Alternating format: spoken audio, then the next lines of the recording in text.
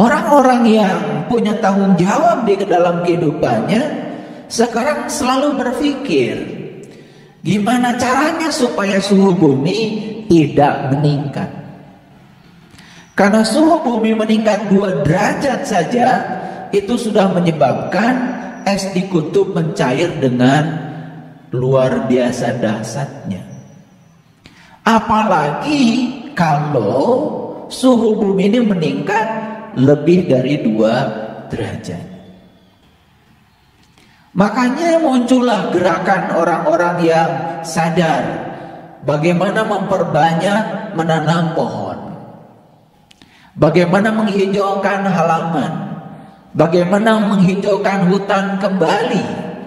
Orang yang pikirnya sempit gak ngerti itu buat apa. Padahal ini dalam rangka untuk menghindari agar suhu bumi tidak meningkat. Itu orang yang berpikir luas itu, kalau berpikir sejauh itu orang beriman. Orang beriman itu bukan sekedar terbuka mata kalbunya, tetapi terbuka pikirannya, memiliki tanggung jawab. Hidupnya bukan hanya untuk diri sendiri. Ada lagi gerakan bagaimana supaya bumi ini tidak dikotori oleh sampah, terutama sampah yang sulit didaur ulang, terutama sampah plastik. Nah, orang-orang yang punya tanggung jawab, ketika setelah minum gelas air mineral itu, kalau minum itu habiskan, dan setelah itu bawa bekasnya itu ke tempat sampah. Jadi lucu katanya habis kajian, katanya habis belajar kesadaran, hanya untuk memindahkan gelas kosong yang sudah tidak terpakai ke tempat sampah saja. Tidak ada kesadaran itu. Padahal itu adalah indikator bahwa kita sebetulnya tidak sadar. Indikator bahwa kita tidak belajar apa-apa. Dari hal yang kecil. Makanya lihat orang dari hal kecil. Kalau hal yang semacam itu saja dia abai, apalagi hal besar. Dan saya melihat spiritual seseorang tidak usah melihat berapa rakaat sholatnya, berapa sering dia ke tempat ibadah. Bagi saya gak penting itu. Apalagi kalau itu sekedar menjalankan rutinitas, apalagi sekedar menjalankan kewajiban, apalagi tidak ikhlas, apalagi pengen surga, apalagi takut neraka. Kalau cuma itu yang dilakukan, tidak akan berubah menjadi orang-orang yang sadar. Hukum alam mengajarkan kepada kita, hukum alam, matahari saja tidak pernah memakan sinarnya sendiri. Bulan yang indah itu tidak pernah serakah dengan cahayanya sendiri. Sungai tidak ada yang memakan air. Pohon pisang tidak ada yang memakan buah pisang. Pohon mangga tidak ada yang memakan buah mangga. Dan semua dipersembahkan buat semesta. Itu hukum alam. Hanya manusia yang kalau menghasilkan sesuatu tidak pernah memikirkan orang lain, hanya untuk dirinya sendiri. Tapi lucunya manusia menganggap dirinya sebagai makhluk yang paling mulia dibandingkan makhluk yang lain. Setelah itu kemudian berhalusinasi, memikirkan tempat istimewa setelah kematian. Mereka saja yang berbakti untuk semua makhluk. Pohon pisang kalau ditanya tidak pernah memikirkan surga ketika dia mati. Dia menghasilkan buah Dia jaga supaya buah itu jadi sampai matang. Dan setelah matang dipersembahkan semuanya buat semesta, dipersembahkan semuanya buat manusia.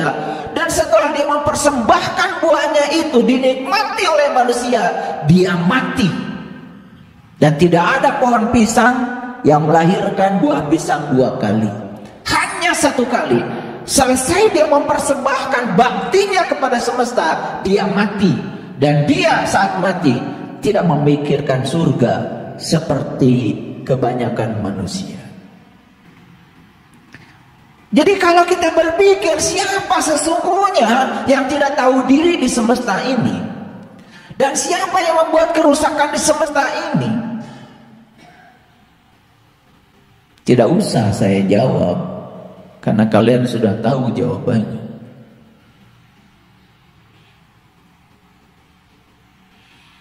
Jadi kalau kita menganggap diri kita ini makhluk yang paling mulia, tunjukkan bahwa kita lebih mulia daripada makhluk-makhluk lain selain manusia. Pohon memiliki akar yang luar biasa, dan akar tidak pernah tinggal di tempat terang. Akar tidak pernah dilihat orang. Akar tinggal di bawah tanah dalam kegelapan. Dan dia berkarya tidak ingin mendapatkan pujian. Dia berkarya tidak ingin dilihat. Padahal bayangkan kalau tidak ada akar, tidak ada buah mangga. Kalau tidak ada akar, tidak ada buah duren. Kalau tidak ada akar, tidak ada yang namanya alpukat. Kalau tidak ada akar, tidak ada satu buah pun di semesta ini. Jasa dari akar. Dan akar tetap tinggal dalam kegelapan, tidak pernah mau dilihat. Semesta mengajarkan kemuliaan semacam itu, tetapi sedikit sekali manusia yang mau untuk membaca semua itu. Para sahabat, oleh karena itu beruntung sekali pagi ini saat kita bangun tidur, kita bersyukur dengan napas kita. Hari ini kita diberi hari baru oleh semesta. Dan setidak-tidaknya kita selesaikan hari ini untuk menjadikan kita lebih mulia dari makhluk yang lain. Dan kesempatan untuk itu ada pada manusia. Tidak ada makhluk lain di semesta ini yang dikasih pilihan seluas pilihan yang diberikan pada manusia. Pohon pisang tidak dikasih pilihan, hanya untuk memberi.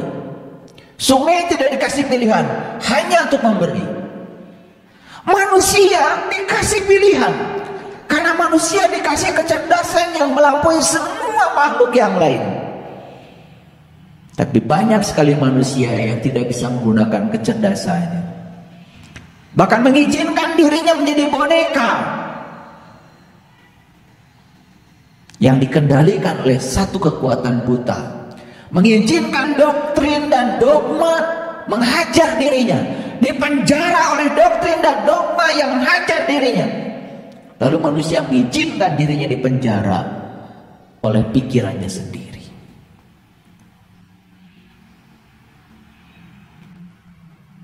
Oleh karena itu, mari kita bersyukur kalau hari ini kita masih diperdengarkan kajian-kajian berkesadaran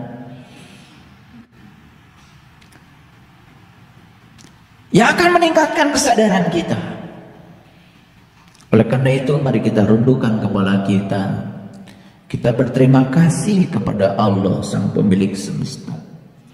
Karena begitu besar cinta kasihnya kepada kita, hari ini kita dihadirkan di tempat yang penuh berkah dan mulia ini.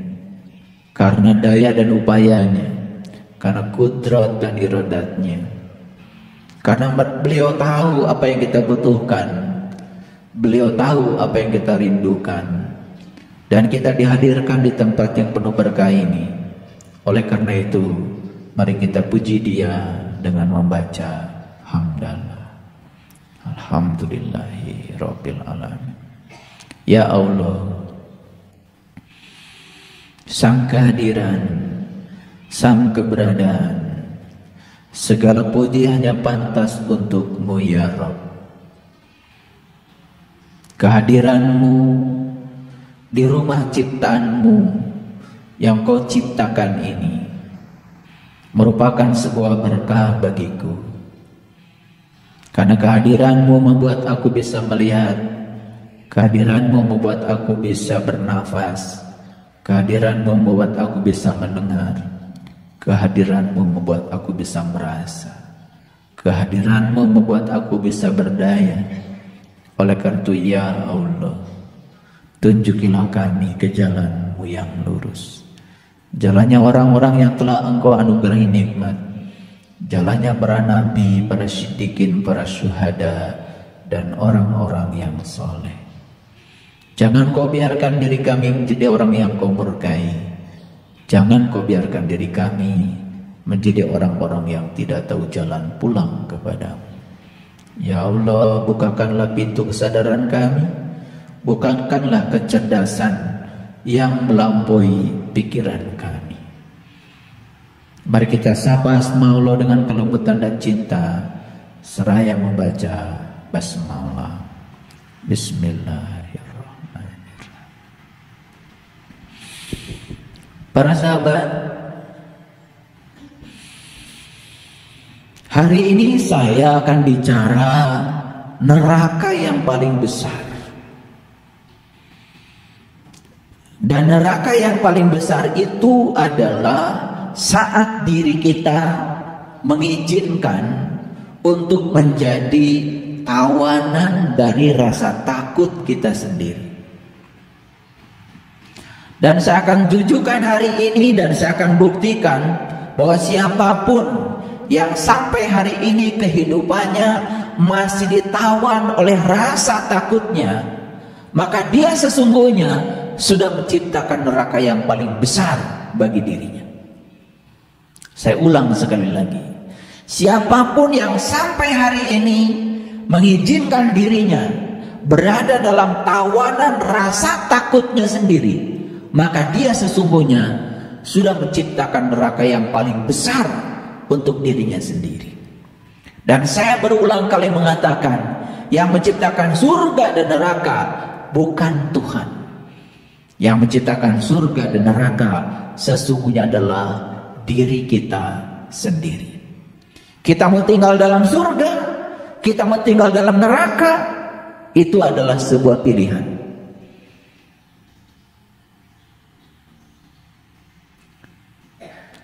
Jadi siapapun yang sampai hari ini masih mengizinkan dirinya ditawan, dipenjara oleh rasa takutnya, sesungguhnya dia sedang menciptakan neraka yang paling besar bagi dirinya sendiri. Dan itu akan saya buktikan hari ini.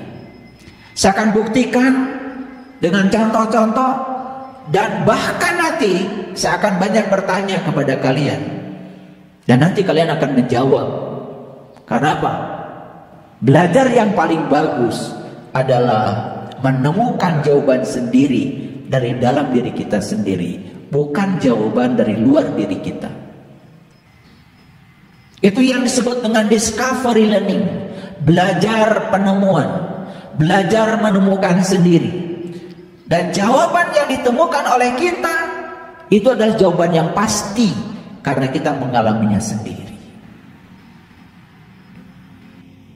Saya ilustrasikan sedikit saja. Siapapun orang yang sampai hari ini takut tersesat, selamanya akan tersesat. Hanya orang-orang yang berani tersesat yang tidak akan pernah tersesat. Orang yang takut pergi ke Jakarta karena belum pernah ke Jakarta, dan dia dengan ketakutannya akan memenjara dirinya di rumah, dan dia tidak akan pernah tahu Jakarta. Tapi orang yang berani pergi ke Jakarta, walaupun pertama kali dia ke Jakarta, mungkin saja dia tersesat ke tempat tujuan. Tapi jangan lupa, di jalan